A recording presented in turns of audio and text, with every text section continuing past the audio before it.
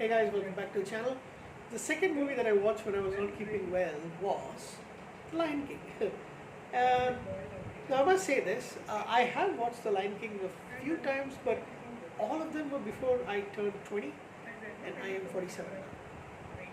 So it has been that many years. So I came out in 1994 and I was 18, so probably within the next couple of years, I think I might want to watch it a couple of times.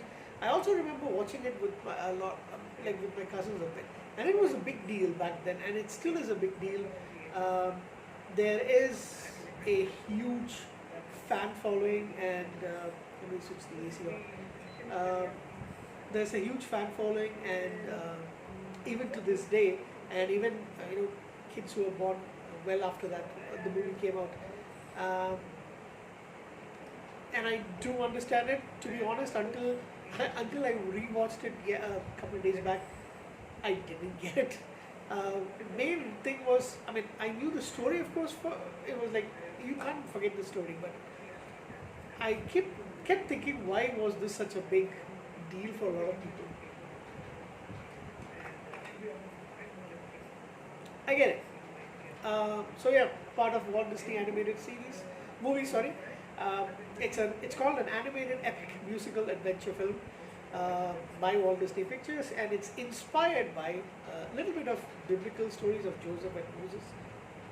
I don't actually see that, but anyway, Hamlet as well, and but this one I did see. I mean, I remember this a lot.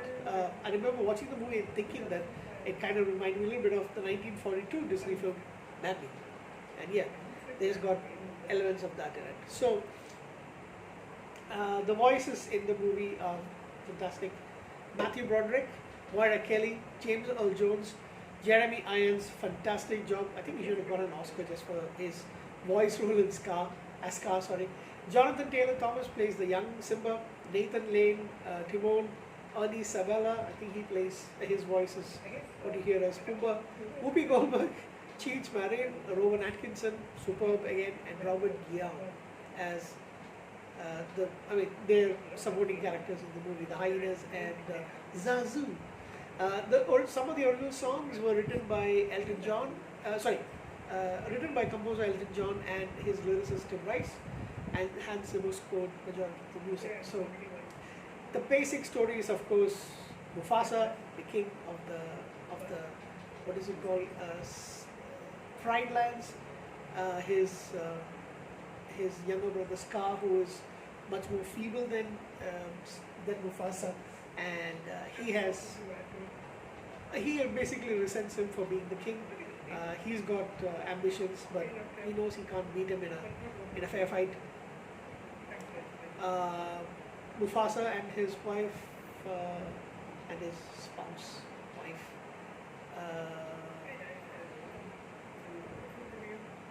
who's that? Queen Sarabi. They have a baby boy named Simba. So that's the famous and the beginning musics that you hear, as of course, the Circle of Life and all of those things. You get to see Simba being born, anointed by Rafiki, and he grows up. He is, adventurous. He is thrill-seeking. He goes off with Nala, his best friend, who is a female cub from the pride, and they explore an elephant graveyard. Even if he's been told not to go there, Zazu follows them and tries to get them back, but unfortunately, three spotted hyenas named Shenzi, Banzai, and Ed try to chase them, and they are saved by because Zazu goes and immediately informs Mufasa he's come and rescues the cubs. He's disappointed and he explains a few things, and Mufasa forgives his young son. Those are really, really wonderful scenes to see. Again, I haven't seen it in so long. It's almost like watching the movie for the first time. Yeah, but unfortunately, Scar basically he had planned the attack. The hyenas are basically his henchmen, and then he lures Simba into a gorge and has the hyenas drive a large herd of wildebeest as a stampede to trample him. He alerts Mufasa. He he captures Zazu so that Zazu can't um, tell him that it's a trap. And well, in trying to save Simba, Mufasa is hanging on to the edge, and Scar comes in, and I'm the one who planned this out, and he scratches his hand, paws, so he falls to his death. Simba, unfortunately, is led to believe that he is the reason for it, and Scar tells him, "You might as well run away. There's no way you can actually go and face your mother and the rest of the pride. So run away from here, run away." He goes off deep into the forest. Uh, Somewhere in the desert, he collapses and he's found and rescued by two outcasts, a meerkat named Timon, and a warthog who's got a farting problem, Pumbaa. They basically have him be one of them, knowing that he is an outcast just like them, and they teach him their motto, which is Hakuna Matata, no worries in Swahili.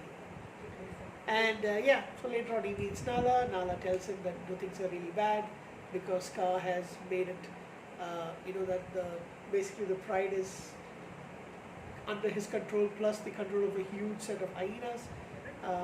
Everything is spoiled. Their area, which was beautiful and plentiful, is now almost a wasteland. Food is scarce. He tells her that I don't want to go, but then he is visited by by Rafiki and the spirit of his father. He goes, confronts Scar, and then they have a big fight, and in the end Scar is killed. Scar basically admits to everybody that he is the one who killed Mufasa. All's well that ends well. The Pride lands are restored. There's a raid and all those things are fixed. And the end of it, you see Rafiki doing the same thing that he did for Simba. For now, Simba and Nala's newborn cub, who I don't think they actually need the cub at this point. And that's the circle of life. So the song "Circle of Life" is absolutely amazing, and can you feel the love tonight? The song that Timon and Pumbaa also sing along with it is hilarious, by the way. So the comedy elements are definitely put in by Rowan Atkinson as Zazu, and Timon and Pumbaa. It's like really fantastic to watch. What else? What can I tell you about this movie?